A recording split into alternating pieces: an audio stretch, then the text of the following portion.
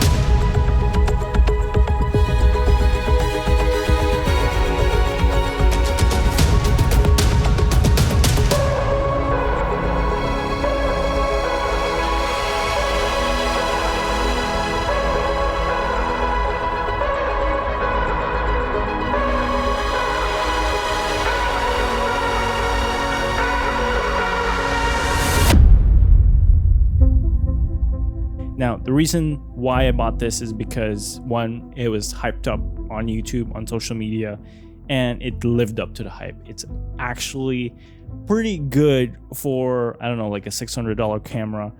And it's one of the most convenient cameras that I've ever owned, ever used, because it does everything for you. Now, my girlfriend owned the Osmo Pocket 1, and my history with it, what I thought of it that time, was like, cool little concept, but the quality wasn't there. But that changed with this guy. When they released the Osmo Pocket 3, now I believe like, oh wow, okay, like the footage that I've seen online and the footage that I can film with this, I was like, okay, I'm sold. This is one of the best travel cameras out there. And I would even say, if you are starting to create content on social media, you want to be a content creator, this is one of the best cameras to start with because it's an overall package. If you get the creator package, you have a microphone, you have a decent camera, you have AI tracking, it just follows you around, and that it's a tiny footprint. This is my phone. This is the DJI Osmo 3. Like, what more can you ask for? Great little package in there.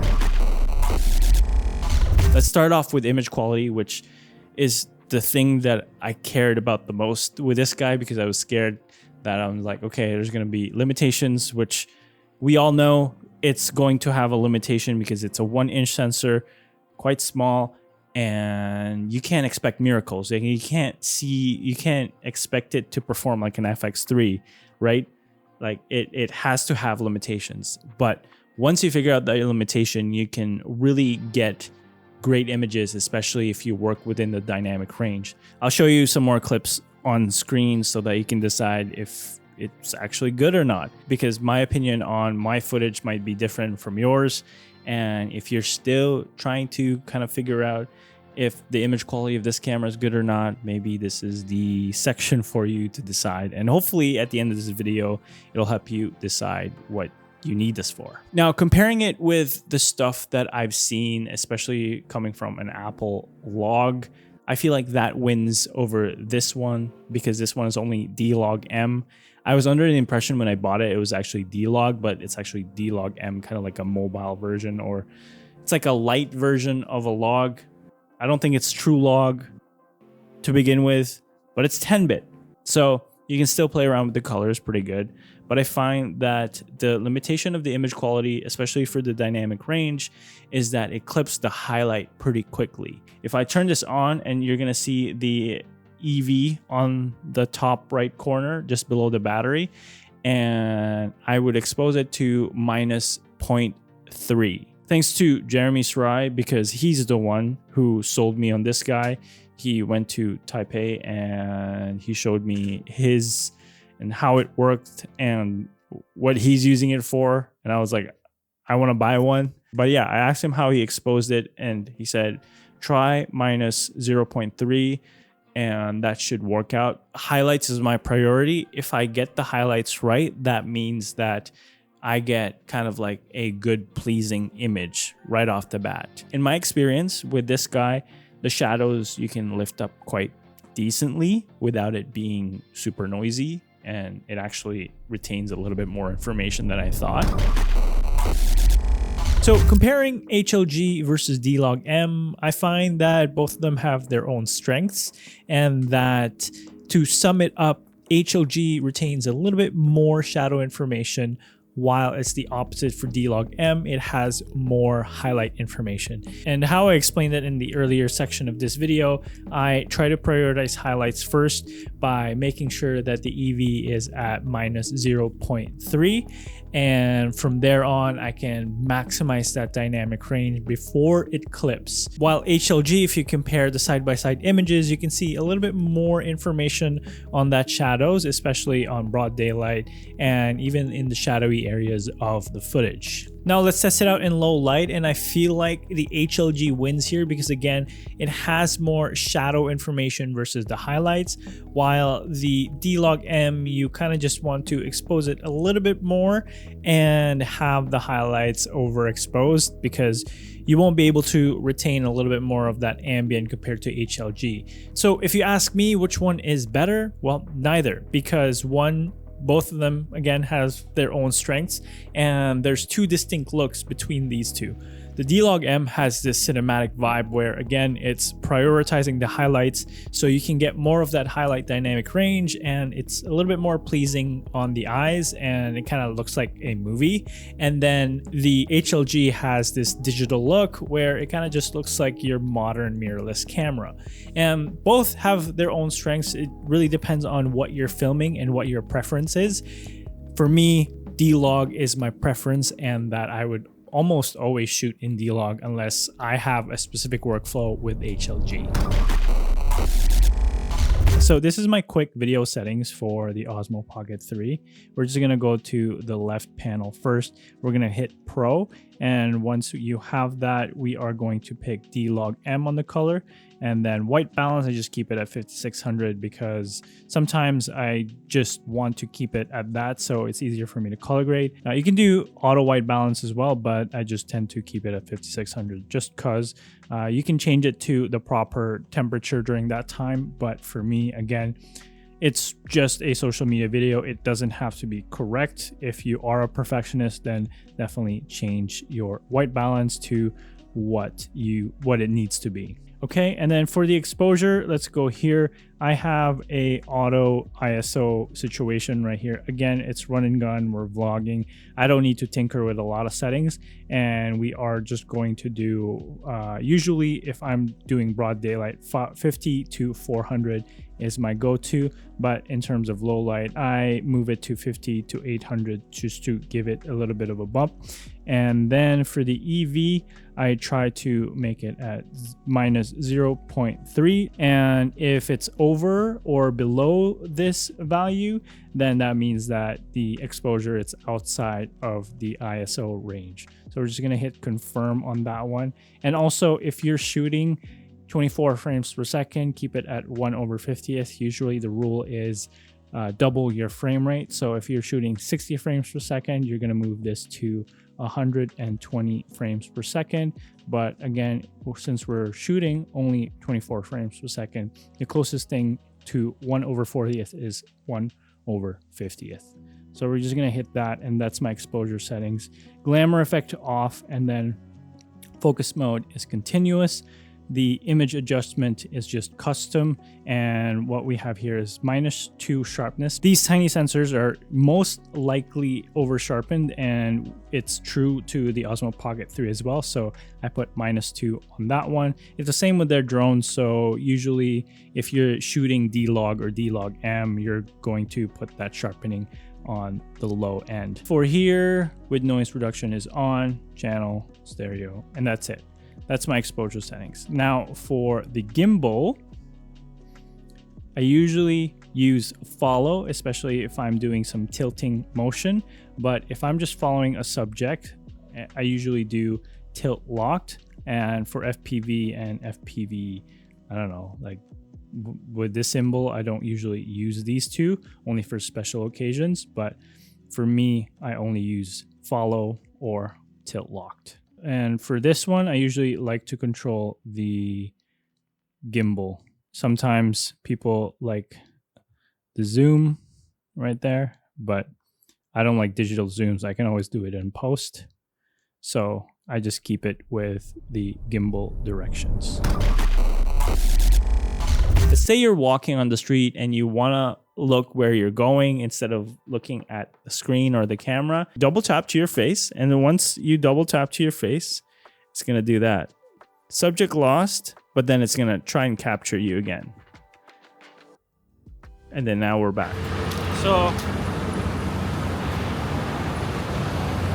she's recording right now without even looking to see how good the active track is. It's quite convenient. You can just place it anywhere. So I actually have a mount. It's a magnetic mount, kind of like a tripod, tabletop tripod. And then the back part is a magnet. You can just place it to whatever metal surfaces out there and you can just film. Let's just say you're out and about and you kind of just want to showcase a store or something like that. It's quite convenient where you just place it there and then double tap on someone's face and it'll actively track you. And it won't miss focus and you just do your content from there. Now, if you want to shoot vertical, because this is horizontal, right? You just flip this back and you make sure to hit continue. It's 3K resolution. This is going to crop the image, the 4K image to 3K, 2.7K actually, I think. And instead of moving the camera vertically, like the DJI Mini 3 Pro. And this is one of the things that I kind of don't like about it, is because I would rather get the full sensor flip instead of a crop, because it's such a tiny sensor already. And I feel like they could do it with a firmware.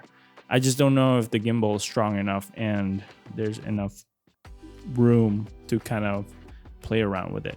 Maybe the Osmo Pocket 4 will have a bigger sensor and it'll be maybe like 30% more. So you just saw what happened when I turned it off. You pretty much just flip the screen and it's going to automatically turn off, and it's automatically going to tuck in for you. And all you have to do, and it's now back in the case. Just put it in your pocket.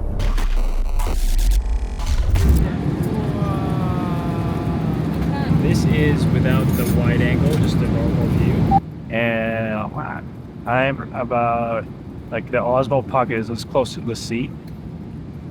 There's some RC view. I keep looking at the or at the screen, but I have to look here. This is me kind of just like talking normally without like yelling. Hopefully the audio is good.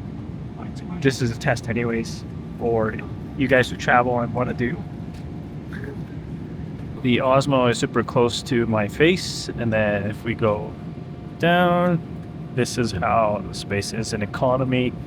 And then if you want to shoot your partner, I'm leaning a little bit towards to the aisle so I get more space. But if I'm just filming normally, this is my field of view. Yeah. And what I used, especially for most of the footage that you've seen and I've recorded through my travels, is this KNF. It's actually super dirty. It's this KNF VND filter. It's the magnetic one. And I really don't like this. Before we flew out on our first trip with the Osmo Pocket 3, I only had a few days and this was the one only available. So then I was like, whatever, let's just get it because it's just testing purposes. I think this ND filter sucks because there's a vignette at 5. Even at like 3, can't really trust it.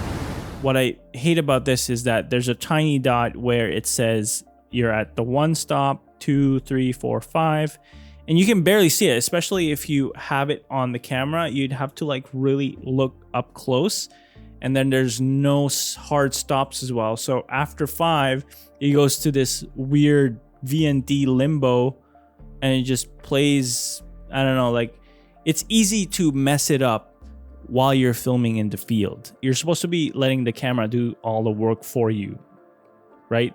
So the most convenient camera becomes inconvenient because of this little VND design. But recently I bought the DJI ND filters. I only have the one here, but it comes in a pack. And I think this comes with the creator combo as well. There's only one strength and I can just switch them quite easily if I do need to.